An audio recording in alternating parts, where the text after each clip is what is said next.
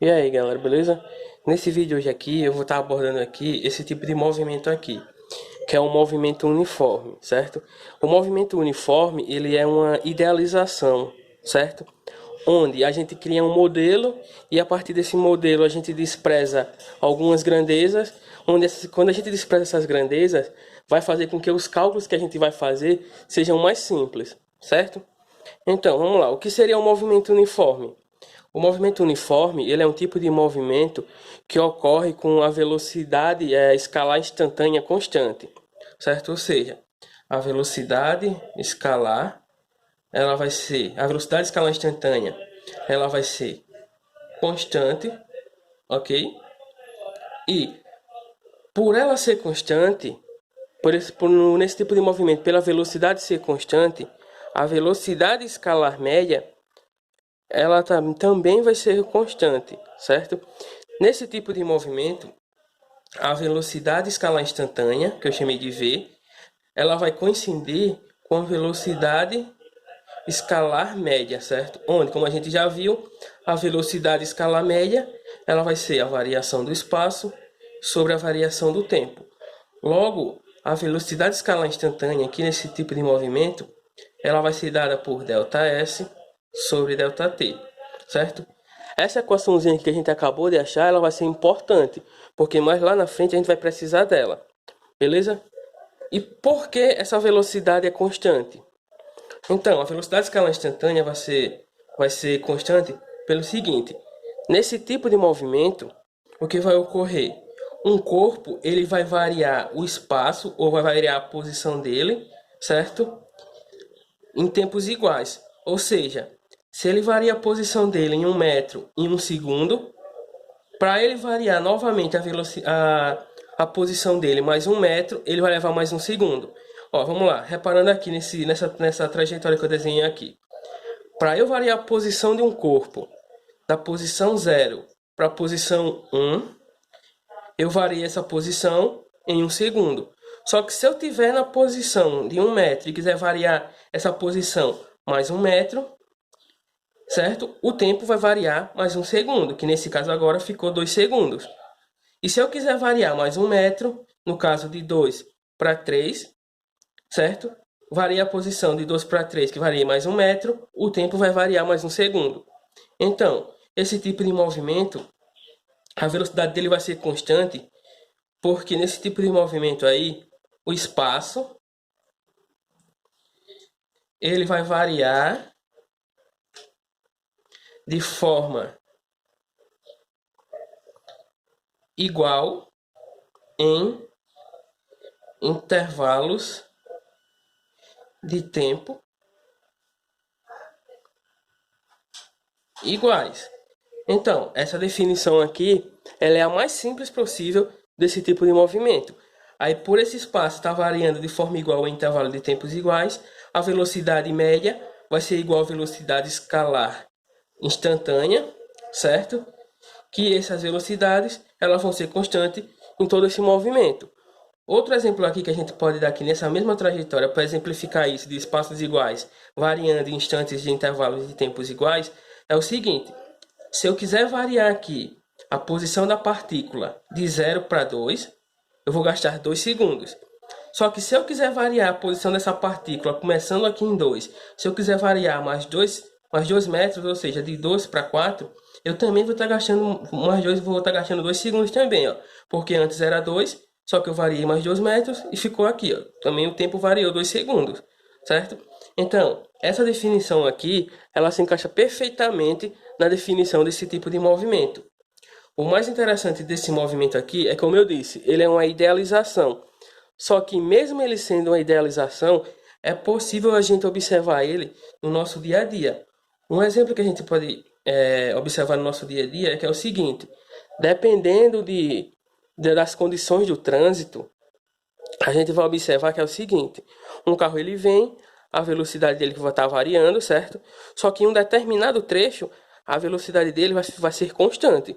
Então, nesse trecho aqui, certo? A gente pode considerar ele um movimento uniforme, certo? Apenas nesse trecho, porque antes a velocidade dele estava variando, só que depois ficou constante.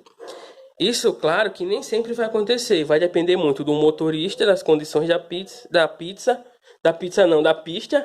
e do trânsito, beleza? Outra coisa, esse movimento ele pode ser dividido em dois tipos. A gente vai ter o movimento retilíneo e uniforme, que é um movimento aqui onde vai acontecer em um segmento de reta, certo? Uma trajetória reta.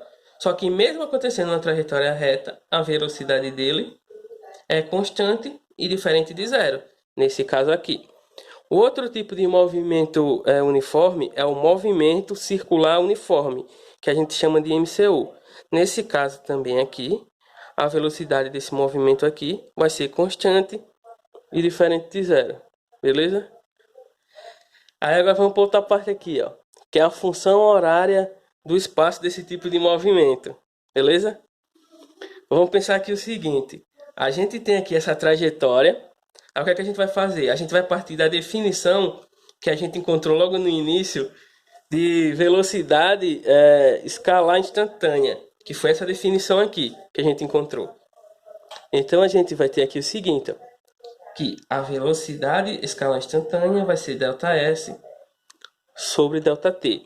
Se a gente partir dessa trajetória aqui, a gente vai encontrar uma função horária do espaço do movimento uniforme que vai conseguir descrever qualquer outra trajetória nesse tipo de movimento, certo?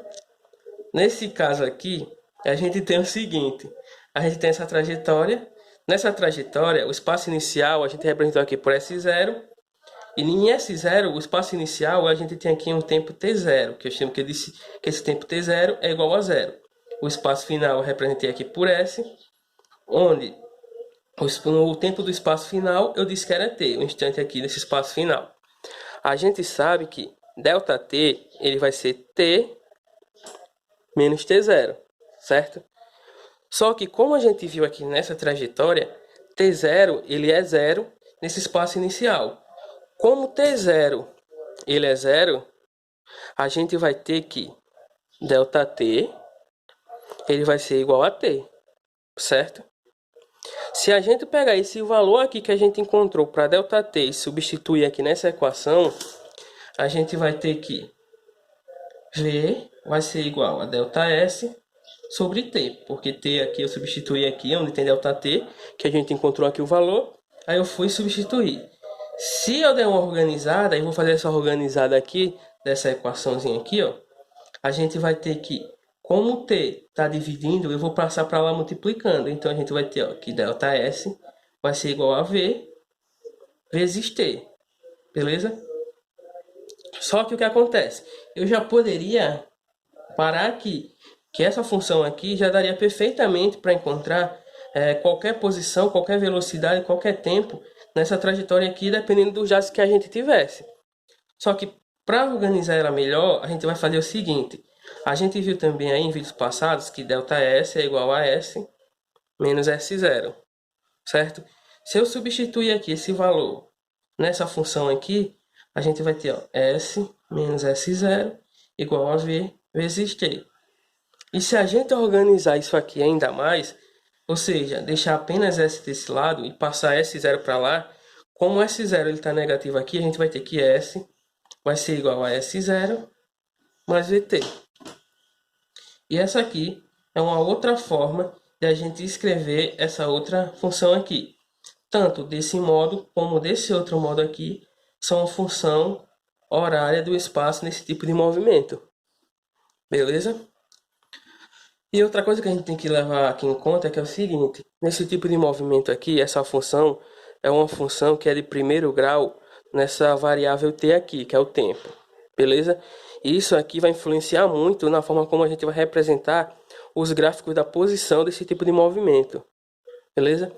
Só que antes de a gente ver o gráfico da posição desse tipo de movimento, a gente vai ver aqui, ó, o gráfico da velocidade nesse movimento. Quando a velocidade for maior que zero, ou seja, quando a velocidade for positiva, o corpo está se deslocando no sentido positivo da trajetória, certo? E lembrando que nesse tipo de movimento a velocidade é constante. E por ela se tratar de constante e ser maior que zero, a velocidade, por ela ser constante, vai ser uma reta, onde essa reta vai ser paralela ao eixo t aqui, certo? E ela fica nessa posição por ela ser positiva, então ela vai ficar na parte positiva da velocidade aqui, do eixo da velocidade. E a representação dessa velocidade vai ser dada desse modo aqui, onde para cada instante de tempo aqui, eu tenho a mesma velocidade, já que ela é constante. Já nesse outro caso aqui, ó, a gente vai ter quando a velocidade for menor que zero. Quando ela for negativa, certo? Ela ainda continua constante, certo? Por conta do movimento. Só que agora ela vai ser negativa, porque o veículo ele vai estar se deslocando no sentido negativo da trajetória. Beleza? Para a gente representar a velocidade aqui, quando a velocidade for menor que zero, ela vai se encontrar, ela vai ser uma reta, por ela ser constante, certo? Ela vai ser paralela a esse eixo aqui, que representa o eixo do segundo do tempo. Só que no eixo da velocidade, ela vai ficar na parte negativa da velocidade. Beleza? Por ela ser menor que zero. Pronto, então nesse primeiro vídeo aqui sobre o movimento uniforme é apenas isso. Aí no próximo eu vou estar mostrando para vocês a representação dessa função aqui, a horária do espaço, nos gráficos dela, beleza? Como se comporta o espaço final, o espaço inicial, a velocidade e o tempo, beleza? Valeu!